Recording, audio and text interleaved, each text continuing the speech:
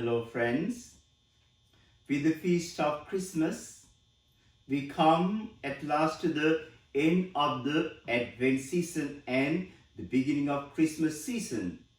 Obviously, this is one of the great liturgical feasts of the year. It is called the Feast of the Nativity of the Lord. And one of the difficult things that I face in sharing this presentation for this particular feast day is, as you well know, that there are multiple masses for the Christmas.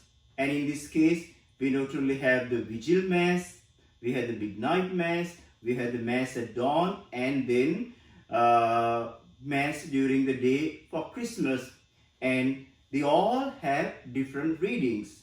So for the sake of space and in order to make this helpful to everyone who is watching this presentation, whether you choose to go to Vigil Mass or whether you choose to go to Midnight Mass or Mass during the day, I have picked up three most popular ones. Those three I just mentioned: Vigil Mass, Midnight Mass, and the Daytime Mass. And so I'm just going to hit a couple of points about the Gospel readings and the Old Testament.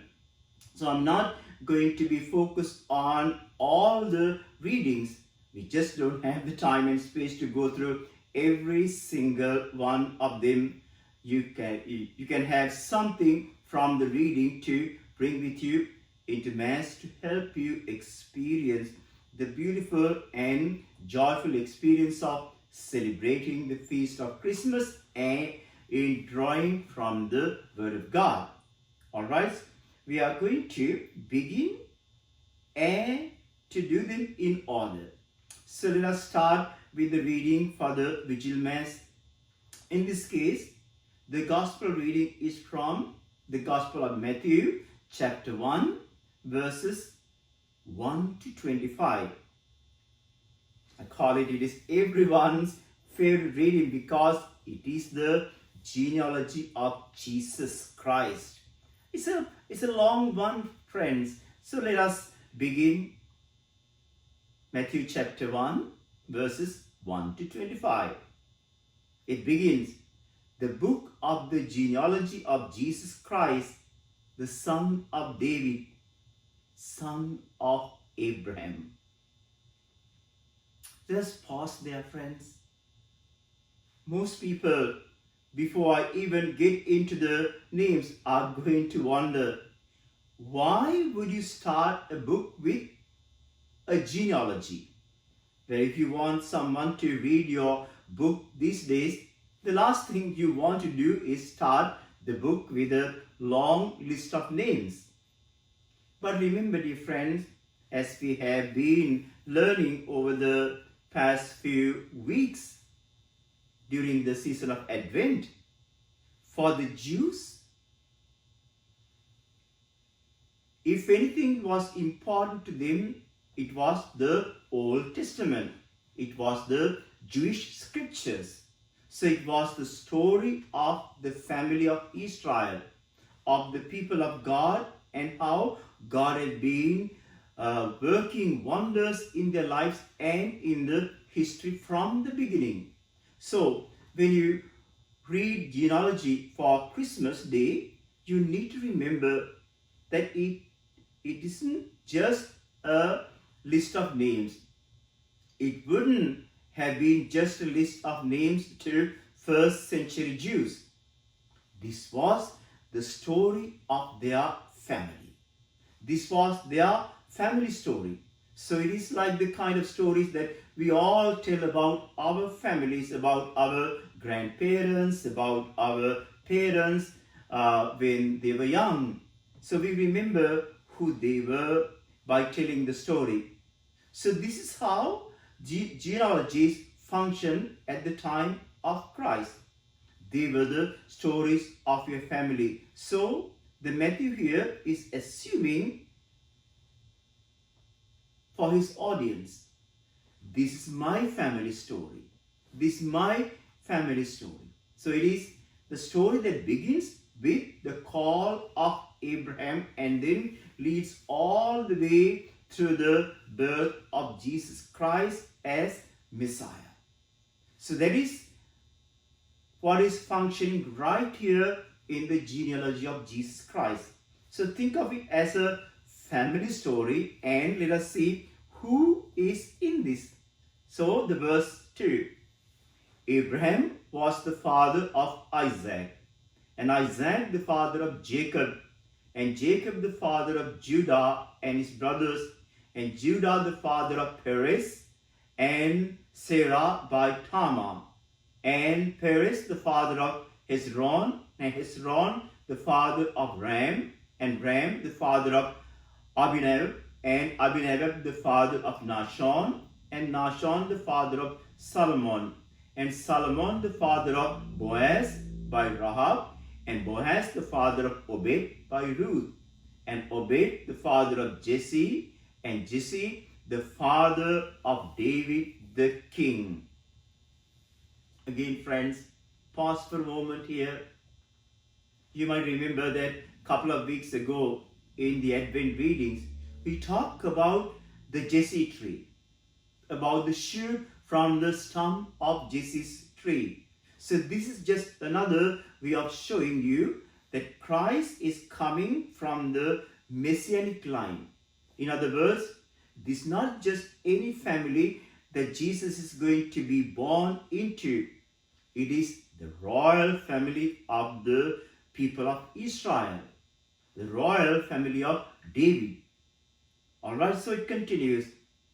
And David was the father of Solomon by the wife of Uriah, and Solomon the father of Rehoboam, and Rehoboam the father of Abijah, and Abijah the father of Asa, and Asa the father of Josaphat, and Josaphat the father of Joram, and Joram the father of Uzziah, and Uzziah the father of Jotham, and Jotham the father of Ahaz, and Ahaz the father of Hezekiah, and Hezekiah the father of Manasseh, and Manasseh the father of Amos, and Amos the father of Josiah, and Josiah the father of Jeconiah and his brothers at the time of the deportation to Babylon. So again, dear friends, these are all kings. So imagine this is the genealogy of the royal family. And now it keeps on going. And after the deportation to Babylon, Jeconiah, father of Shealtiel, and the Shealtiel, the father of Zerubbabel, and Zerubbabel, the father of Abiud, and Abiud, the father of Elkaim, and Elkaim, the father of Azor, and Azor, the father of Sedok, and Sedok, the father of Akim, and Akim, the father of Eluid, and Eluid, the father of Elzar, and Elzar, the father of Mathan, and Mathan, the father of Jacob, and Jacob, the father of Joseph, the husband of Mary, of whom Jesus was born, who is called Christ. So notice here, friends, what is happening? Matthew is giving you a powerful insight into the fact that Joseph belonged to the royal family. Although he is a carpenter by day, who is he in reality? He is the heir to the kingdom of David. So he is part of the royal family, and that is the family into which Jesus is born. So for Matthew, writing for his first century audience, primarily Jewish Christians, this is absolutely important to establish Jesus' royal pedigree, that he belongs by adoption. Joseph is not his natural father, but adoptive fathership. So foster fathership is just as legally binding in the first century Judaism as biological fathership to the family of David. So he is heir to the throne, so to speak. So this is the importance of genealogy, especially verse 17. And then Matthew continues.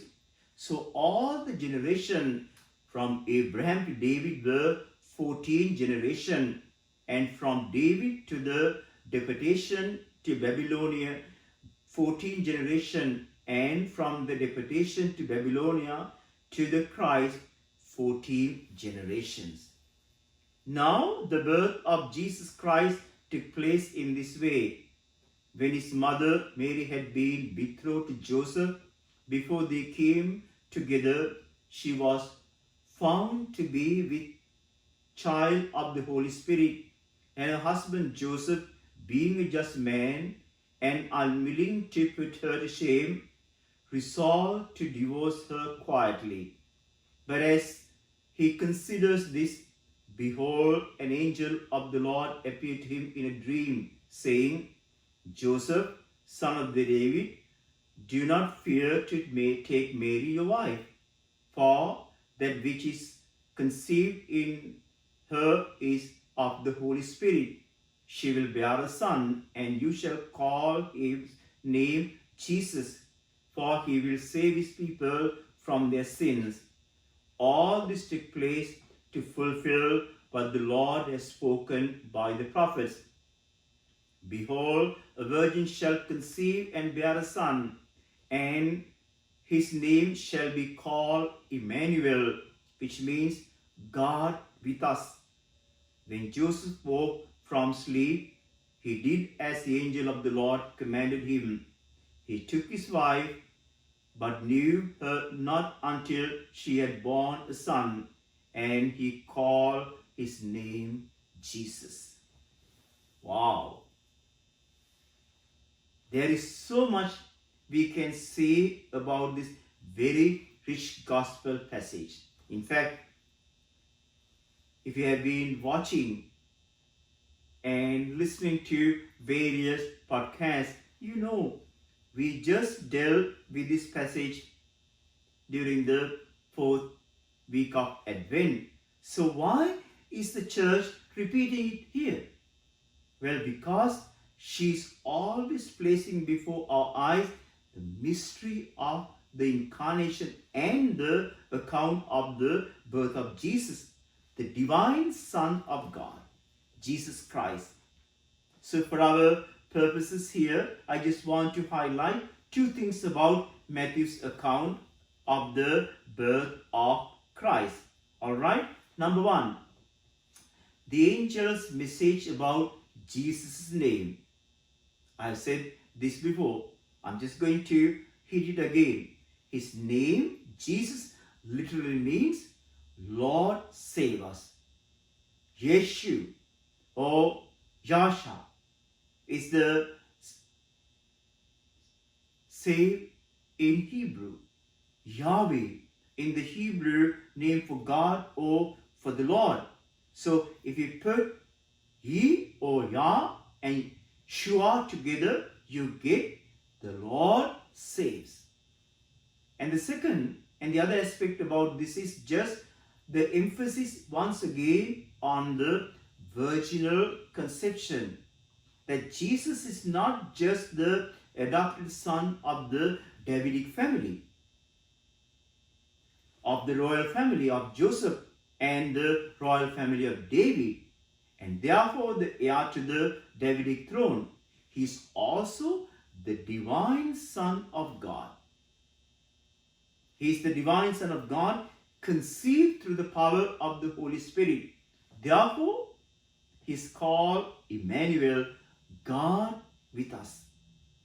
Now, with those 2 points in mind, dear friends, let us go back to the Old Testament for this Vigil Mass and look at what the church chooses to highlight as Old Testament background, because here, although we get the same gospel in part as last week, we have different Old Testament readings. So the Old Testament reading is meant to highlight a different theme. And this is one is a little unusual, because if you go to the Vigil Mass, you might be surprised by the prophecy from Isaiah, because it is a prophecy of the New Jerusalem, and it is a depiction of God as the divine bridegroom. Alright, so let us see what this is. Now open your Bible and turn to Isaiah chapter 62, verse 1. For Zion's sake, I will not keep silent, and for Jerusalem's sake, I will not rest, until her vindication goes forth as brightness and her salvation as a burning torch. The nations shall see your vindication, and all the kings your glory, and you shall be called by a new name, which the mouth of the Lord will give. You shall be a crown of beauty in the hand of the Lord, and a royal diadem in the hand of your God.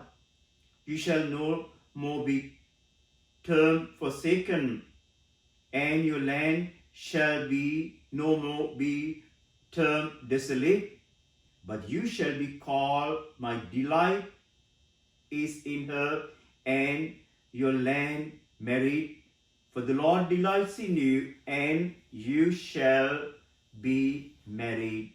For a young man marries a virgin. Well, friends, the translations are a little different for this next line. The most literal translation is, so shall your builder marry you. So shall your sons marry you.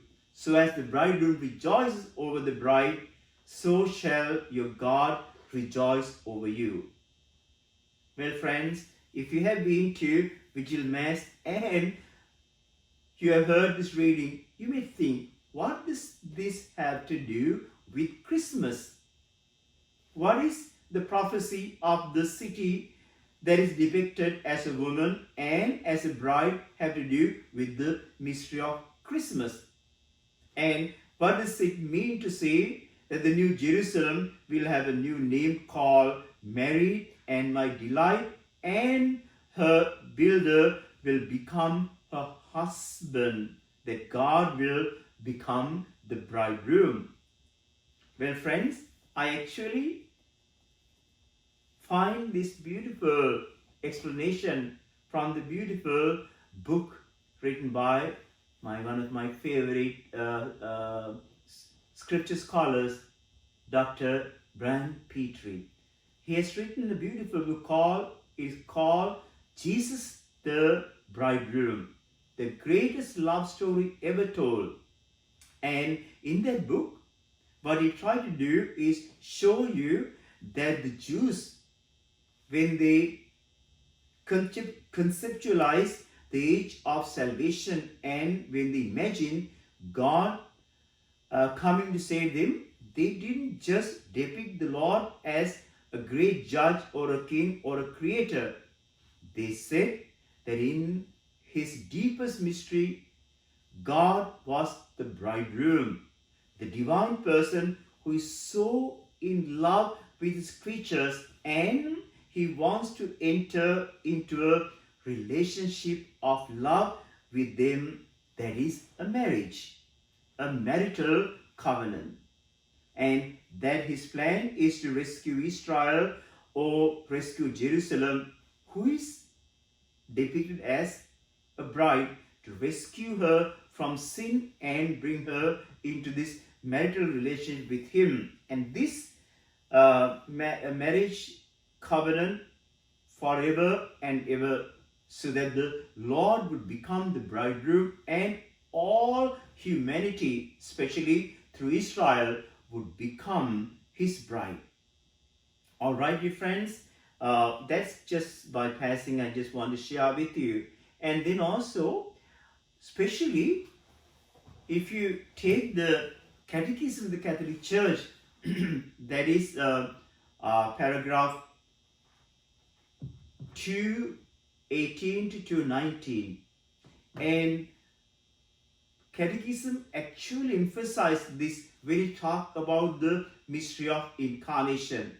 So in paragraph 218 to 219, it tells us the one reason God revealed himself through the mystery of the incarnation was to show us his sheer gratuitous love.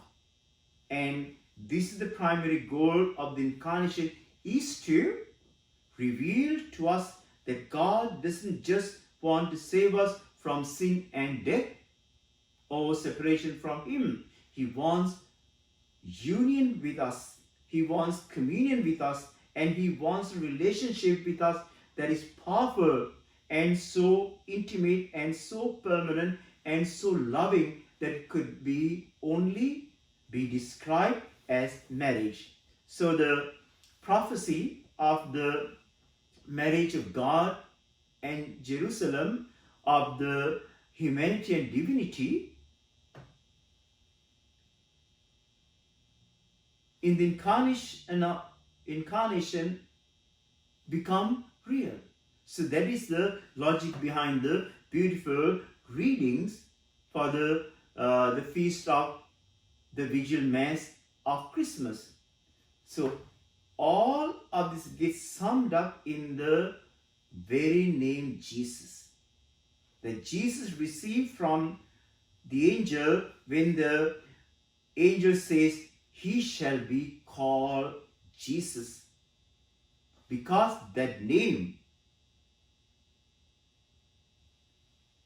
as the Catechism also says in paragraph 430, is a twofold name. By having the name reveals his identity. He is the Lord who has come in the flesh, and it reveals his mission. He is the Lord who has come to save us. That is the mystery of Christmas for the Vigil Mass. Alright, now I go to the Midnight Mass. Our first reading from Prophet Isaiah chapter 9 verses 1 to 6. And then we have a beautiful Psalm, Psalm 96. And then the second reading taken from, let us say, Titus chapter 2 verses 11 to 14. And then the Gospel, Luke chapter 2 verses 1 to 14. Alright, so when you turn to the readings for Midnight Mass, you get a different Gospel and you get a different Old Testament reading. So let us go there. In this case, the church picks the Gospel account from Luke's Gospel, a very familiar territory. And I know you know these verses, and because you read them before, but let's hear them again. I will make few points and I will try to connect it with the Old Testament. Alright, so Luke chapter 2 verse 1 and following. In those days a decree went from Caesar Augustus that all the world should be enrolled. This was the first enrollment when Quirinius was governor of Syria. And all went to be enrolled, each to his own city. And Joseph also went up from Galilee, from the city of Nazareth to Judea, the city of David, which is called Bethlehem, because he was the house and the lineage of David, and to be enrolled with Mary, his betrothed, who was with child. Friends, pause there for just a second. Notice the geographical shift here. They were up in the northern part of the Holy Land. Nazareth is in the north. It is the territory, in the territory of Galilee. So, but because of the census, they had to go to the south, to the city of Bethlehem, which was the city of David. Why? Because Joseph belonged to the royal family of David, and that is his ancestry. and that is his heritage. So he goes to register where his family land and his family tribe and his family territory origins from. So that is how Mary ends up in Bethlehem for the birth of Christ, which, by the way, is a beautiful place, a beautiful city, Bethlehem.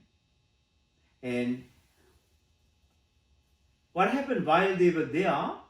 The time came for her to be delivered, and she gave birth to her firstborn son, and wrapped him in swaddling clothes, and laid him in a manger, because there was no place for them in the inn. All right, so in that region, there were shepherds out in the field, keeping watch over their flock by night, and an angel of the Lord appeared to them, and the glory of the Lord shone around them, and they were filled with fear. And the angel said to them, "Be not afraid, for behold, I bring you good news of a great joy, which will come to all the people.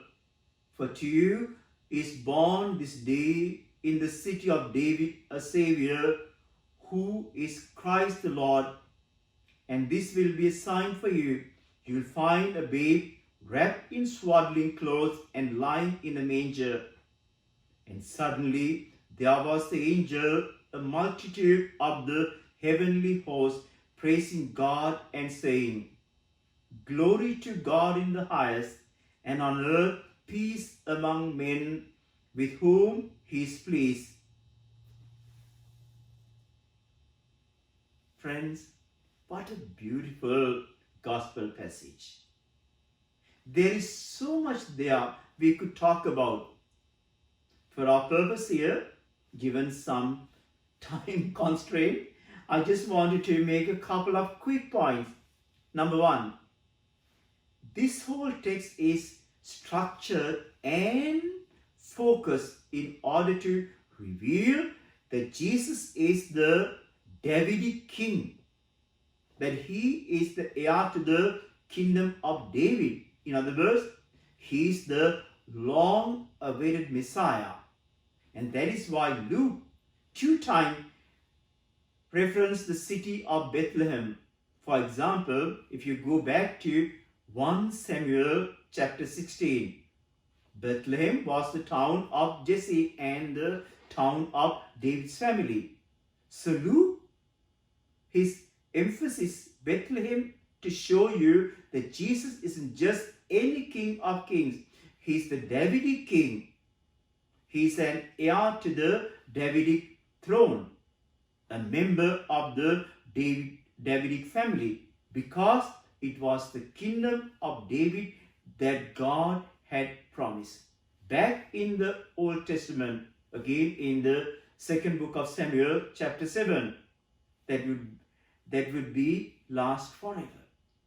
Yet, in the Old Testament, within a couple of hundred years, the King David is in shambles.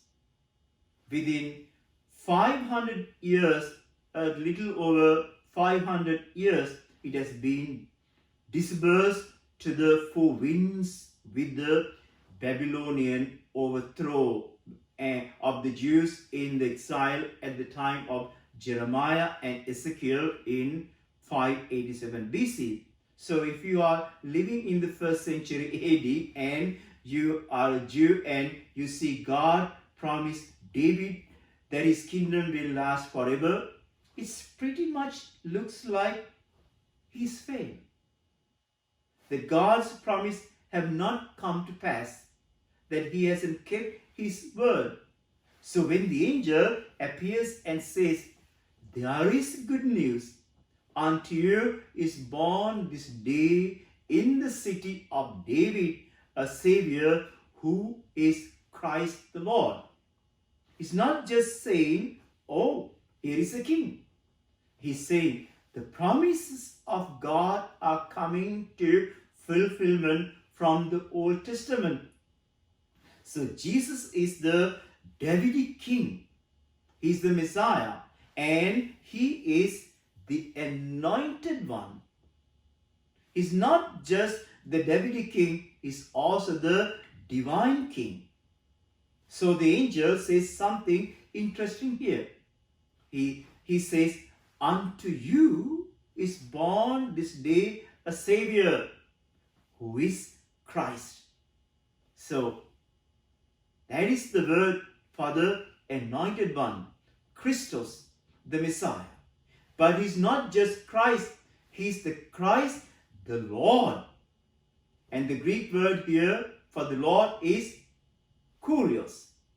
We get the expression Kyrie eleison from this, Lord have mercy. Kurios is an interesting word because although in some contexts it can be used to refer to a figure of royalty like a British lord, a human being who has some power or authority over others. It is also the primary name for God in the Old Testament. So if you read the Old Testament in Hebrew, you're going to see the name of God over and over again, thousands of times, as Yahweh. And this, of course, the modern pronunciation. We're not exactly sure how it was pronounced. YHWH, the sacred name of God, the Lord. But in the Greek Bible and the Old Testament, that gets translated as Kurios thousands of times. So in order to understand the meaning, you have to look at the context. And in this context, Luke appears to be revealing to us, especially after the virginal conception, that Jesus isn't just the Christ, he's Christ, the Lord. He's the divine Davidic king. He's the divine Son of God, not just the son of David, so to speak. The divine Davidic king. All right? So, in other words, he's Christos, the anointed one. The translation of this word Messiah, he is Kurios. That is the beautiful, powerful image Luke the evangelist bringing. So now if you have any doubts about that emphasis whatsoever, you just go back to the Old Testament reading for today. The Old Testament reading is from Isaiah chapter 9. And as you might have suspected by now, if you have been following the Advent reading, it's another prophecy. In this case, it's very much a prophecy of the king of Israel. But it is interesting because this king both looks like an earthly king, but he also seems to be divine. All right, so let us now turn to Isaiah chapter 9 and verses 2. The first reading. The people who walk in darkness have seen a great light. Those who dwell in the land of deep darkness, on them has light shined. Thou hast multiplied the nations. Thou hast increased its joy. They rejoice before thee as with joy at the harvest, as men rejoice when they divide the spoil.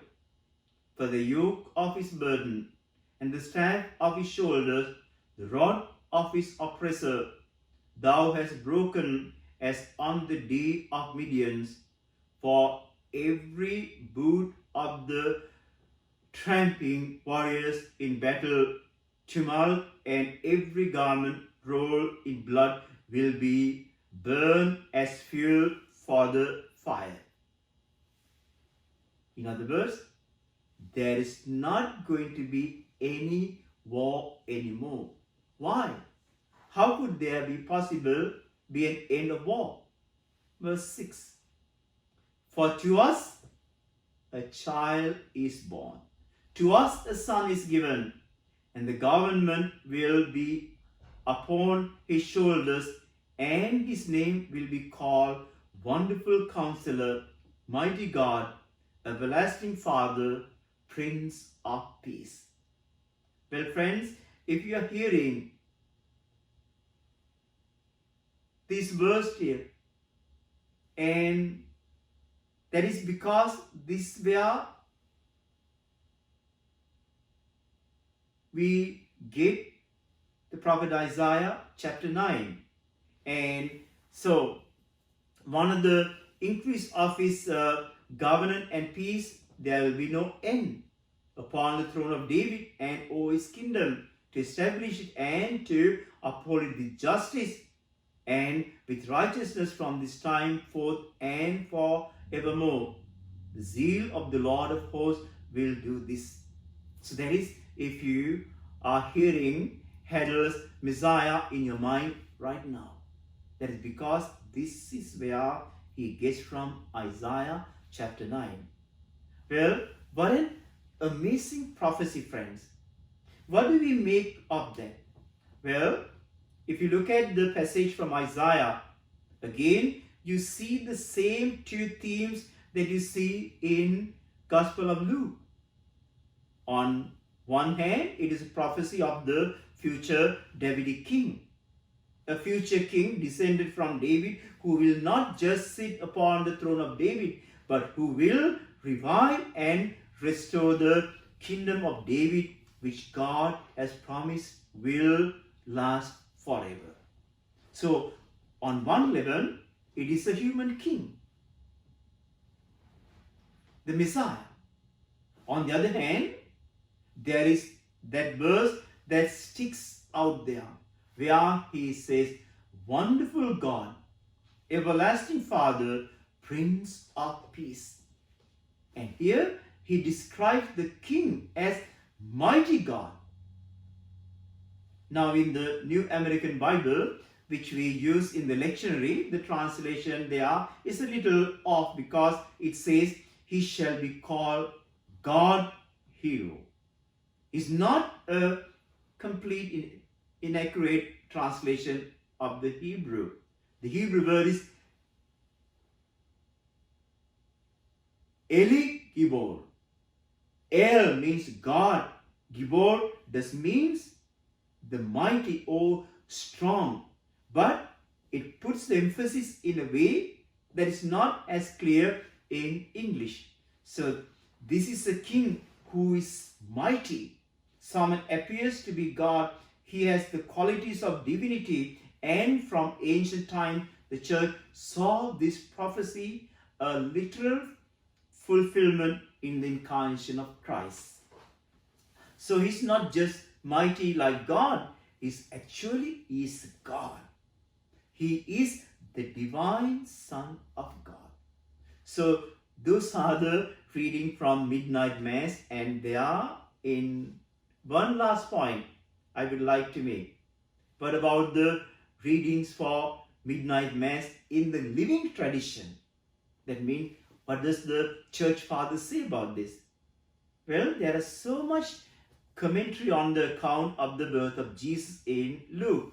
But if you look at the writing of the Church Fathers, one of my favorite spiritual applications that they draw out from the account of the birth of Jesus in Luke is the imagery of Jesus wrapped in swaddling clothes and laid in a manger at Bethlehem. If you recall for a second, a manger was a food through for the animal to eat from. That's where the food is placed, in the manger. So he was not born in a manger. Please remember, he was not born in a manger, because manger is a food though. He was born in a cave or some kind of stable, but he is laid in the manger. Get this point? He was laid in the manger. In the food though. By Mary to give him a little bed. So many of the church fathers saw in the imagery of Jesus, the infant, wrapped in swaddling clothes and laid in a manger, kind of a prophecy of two events. First, swaddling clothes point forward to his shroud, that his body would be wrapped in after the crucifixion. If you know ancient practices, or if you are familiar with this, when they wrapped a baby in swaddling clothes, they would wrap it in the bands of clothes very tightly to keep the body together. So it is almost look like a little shroud for the baby. So the father saw this swaddling clothes as a pointing forward to the passion, death and burial of Jesus. So they also saw the manger as a prefiguration of the fact that he's dying. Christ become the food for the whole world. So it is a prefiguration of the Eucharist, that Christ, the babe in Bethlehem, is food for the whole world. If you have any doubts about this, they pointed out that the name for the very city in Hebrew, Bethlehem, means the house of bread. Beth means house. Lehem means bread.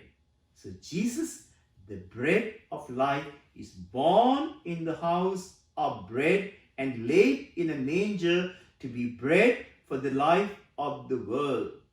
So friends, this is a powerful and beautiful image to take you and take with you into the midnight mass on the feast of Christmas, to celebrate the one who is not only become a little child, but who comes to us in a little host as bread for the world. All right, now the final one, the mass during the day. We have our first reading from Prophet Isaiah chapter 52, Psalm 98, and then the second reading from Let the Hebrew chapter 1 verses 1 to 6, and then the Gospel John chapter 1 verses 1 to 18. All right, one last point. If you, like me, who has been attending these beautiful liturgies, you begin to see how God is revealing to us His power. Yes, we talk about the prophecies, and then John not only speaks about the history, but he goes back to the very beginning. Look at the reading, Gospel, John chapter 1 verse 1 to 18. In the beginning was the Word, and the Word was with God, and the Word was God. He was in the beginning with God.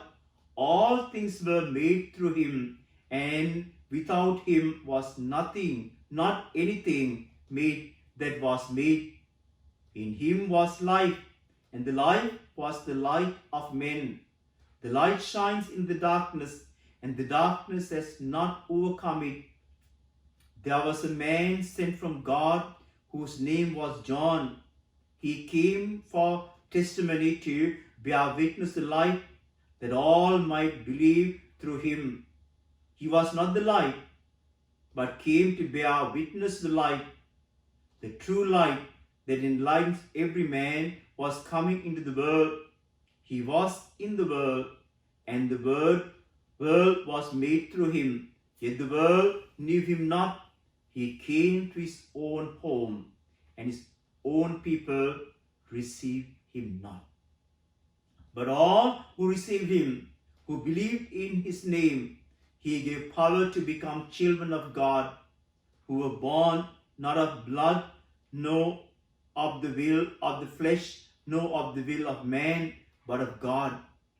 And the Word became flesh and dwelt among us, full of grace and have truth.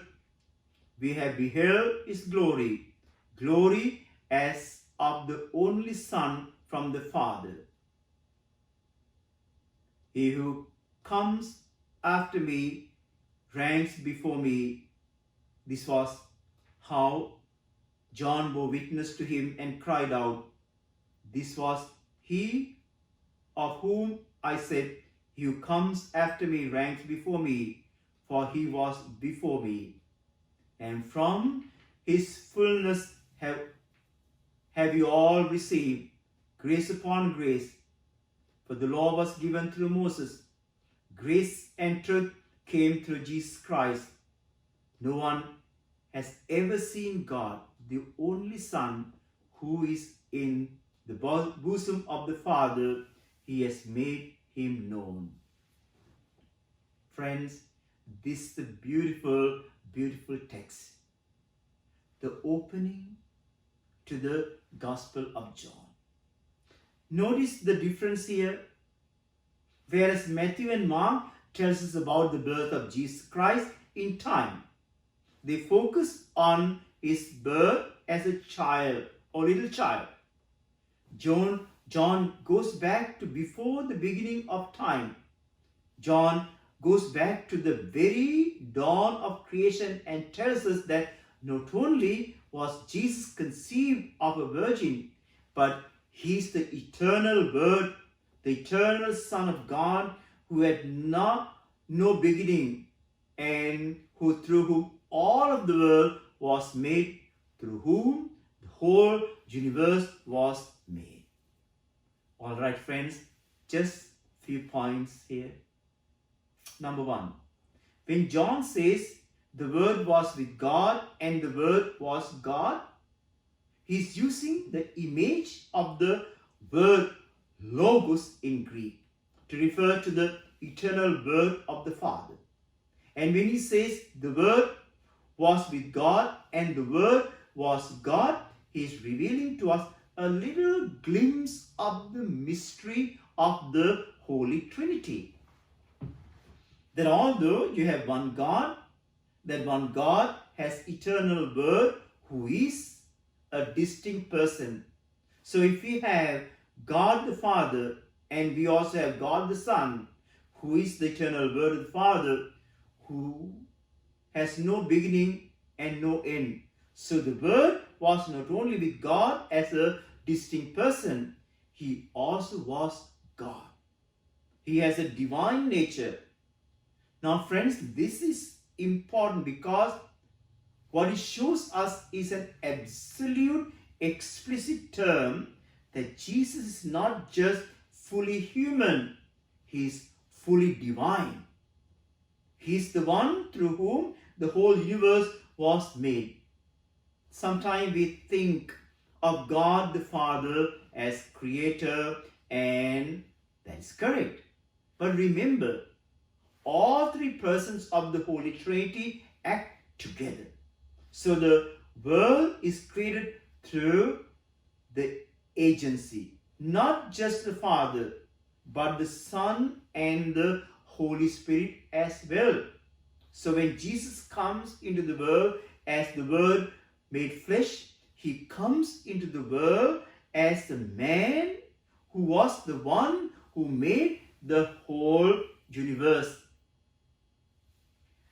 One of the images that I like to use when talking about this is the fact that all of occupation that Jesus took up the occupation of the carpenter, the gospel tells us that. Why? Well, maybe because he liked to build things. And what did he like to build? Well, he liked to build things like the universe because he's the one who makes the whole world and makes all the angels and all the creatures of the world and all the planets and all the stars. He is the Word through whom the whole world was made. And this, friends, interesting thing is not only is Jesus the carpenter, but Joseph is a carpenter. His father is also a builder. So it is interesting because the same is true in a sense within the Trinity. Jesus the Word He is the through whom the world is made, but the Father also makes the world. He is a builder of the universe, a builder of the cosmos. So that is just some of my own spiritual reflections on this. But I hope it is helpful for you to see the dynamic impact of John saying here that the Word that became flesh was made, and the Word was with God from the very beginning. All right. The second element here that I wanted to highlight is the image of the Word becoming flesh. Friends, if you skip down to verse 14, the mystery of Christmas has always been summed up in this particular verse. The Word became flesh. This is in fact where we get the language of the incarnation from. The language of incarnation comes from the Latin word for flesh, that the Word takes on flesh. So just like carnivores is a person who eats flesh, so too the incarnation describes the mystery of God taking our human flesh and becoming man. And most of us understand that, but sometimes we miss that in the Greek here when it says the Word became flesh and dwelt among us. The Greek word is actually signos. It literally means the Word become flesh and tabernacle among us. That is the Greek word for tabernacle, skenios. He pitched his tent among us so that he came to dwell within us as man. Because he knows what it's like to be fully human. He knows what it's like to be experienced everything we experience as human beings with exception of sin. So he's like us in all things but sin. God loves us so much that he wants to be with us. He wants to tabernacle with us, not only in the incarnation but also in the Eucharist as well. What does Christ do? When he becomes a man, he suffers, dies, and rises again. But then he doesn't depart. He doesn't leave us behind. He remains with us in the tabernacle. He remains with us in the Eucharist because that is who he is. As Matthew said, he is God with us. And that is the mystery and the truth of the incarnation. There is so many things, friends, I would like to say about it. I have to restrain myself. And remember this beautiful, beautiful Christmas readings. And let me close with the first reading for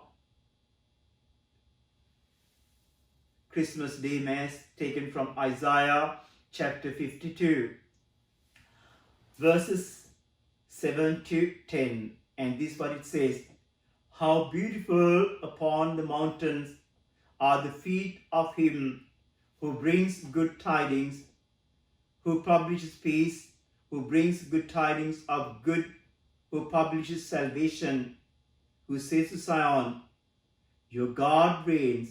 Hark, your watchmen lift up their voice. Together they sing for joy. For eye to eye they see the return of the Lord to Zion. Break forth together into singing, you waste places of Jerusalem. For the Lord has comforted his people. He has redeemed Jerusalem. The Lord has bared his holy arm before the eyes of all the nations, and all the ends of the earth shall see the salvation of our God.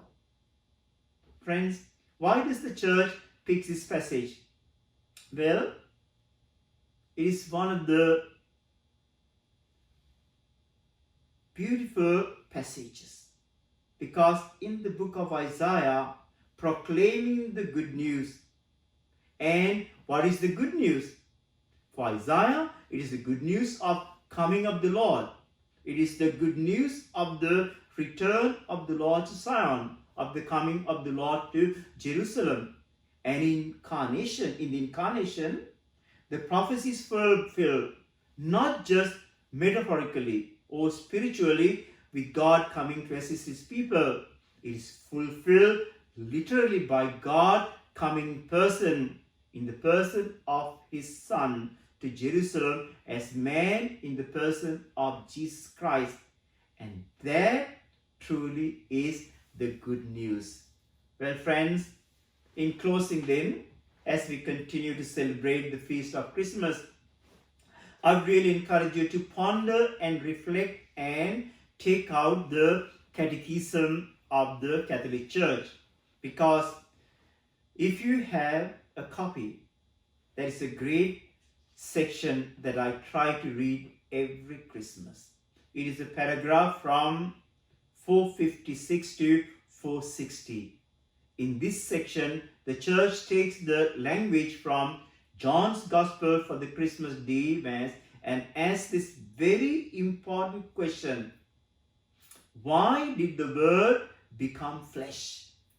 We need to understand this, friends. Why did the Word become flesh? In other words, what is the reason for incarnation? Why would God do this? And the Church gives 4 reasons for the incarnation. I will just leave those with you to reflect on. Number 1, the first reason for the incarnation, according to Catechism, is to save us by reconciling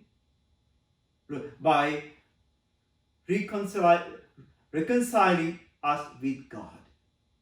That is the number 1. Save us by reconciling us with God.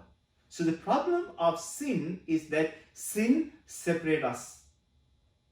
Just like sin in a human relationship separates a person from another, a spouse from a husband or a brother from his sister, it does the same with God, because God is a person and our sins damages our relationship with God.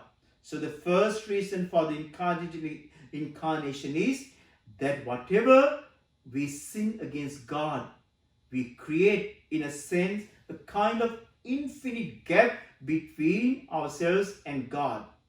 And God himself bridges that gap by becoming man in order to save us, by reconciling us to himself, by forgiving our sins and drawing us back to himself. So that the first and foremost important reason for the incarnation is to reconcile man. Beautiful thing is, God takes the initiative by becoming human. So it is also to save us by reconciling us to himself. But that is not only the reason. For a lot of people, they just think God became man or God sent his Son in order to save us. But he doesn't just become man to save us from hell or save us from sin and death. According to the Catechism, the second reason is that God becomes man in order to reveal his love for us. This is very important. If you look at the writings of the Church Fathers and the theologians like St. Thomas Aquinas, for St. Thomas Aquinas says that God could have saved humanity simply by declaring us to be forgiven. But he didn't do that. He chose to become man and then goes to the cross to show us that he doesn't just want to save us, but that he loves us. And he knew that in the incarnation and the crucifixion, there would be no greater way to show us that he loves us and then becoming man and then go to the cross and die for us. For greater love that has no man, no one, then this he lays down his life for someone else, for his friends. John chapter 15, verse 13. So God wanted to show us that he loves us, and he does that through the incarnation of Christ. All right. The third, he doesn't stop there. As Catechism says, there in the third reason, he becomes incarnate. Because God doesn't just want to save us. He doesn't just want to show us he loves us. He also wants to love him in response. Because that is what love is all about. It is a relationship. It is a two-way street. So third reason that God becomes man is in order to be our model for holiness. Christ comes into the world in order to show us how to love the Father. He comes into the world to show us how to love God, because that is what holiness is all about. In Hebrew, the word holy means to be set apart, kadosh. Not just set apart from sin, but set apart for God, just like a husband is set apart for his wife and a wife is set apart for his husband. So that is what you do when you love someone. You give yourself to them. So we needed God to show us how to do that, so that third person or third reason he becomes man, he becomes flesh, is to teach us what it means to be holy, to show us how to love God, not just in part, but in whole, to give everything, all that we are, to love him, our whole heart, our whole mind, and all our souls and all our strength. And that is what God does. All right, the fourth point. The Catechism says the fourth reason God becomes man and the Word becomes flesh is to make us partakers of the divine nature. In other words, he makes us sharers in his divine life. So there is the very powerful passage in the Catechism, quoting some of the saints, which says, this is why the Word became man and the Son of God became the Son of Man, so that the man, by entering into communion with the Word and through receiving the divine sonship, might become the Son of God. Catechism, paragraph 460. And then again, dear friends, this from St. Athanasius. The Son of God became man so that we might become God. Again, referring to the Catechism 460. And then finally, St. Thomas Aquinas. This is the most staggering of all. This is the Catechism again.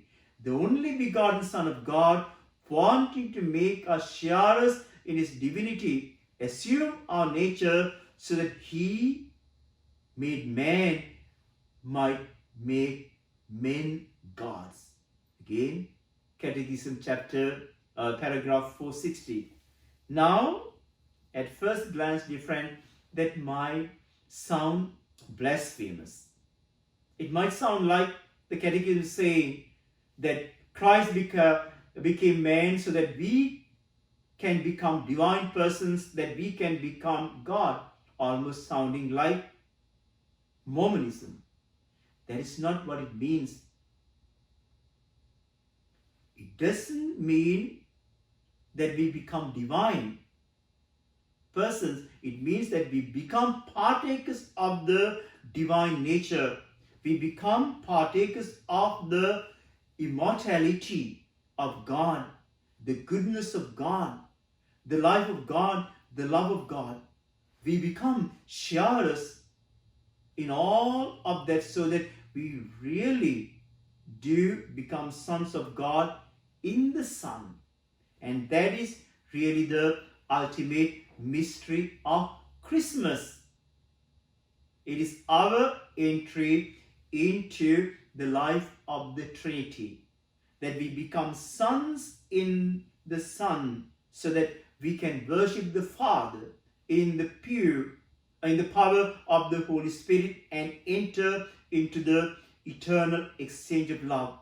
And that is the Blessed Trinity, Father, Son, and Holy Spirit. All these ideas are so beautifully brought up in the Catechism of the Catholic Church, paragraph 221.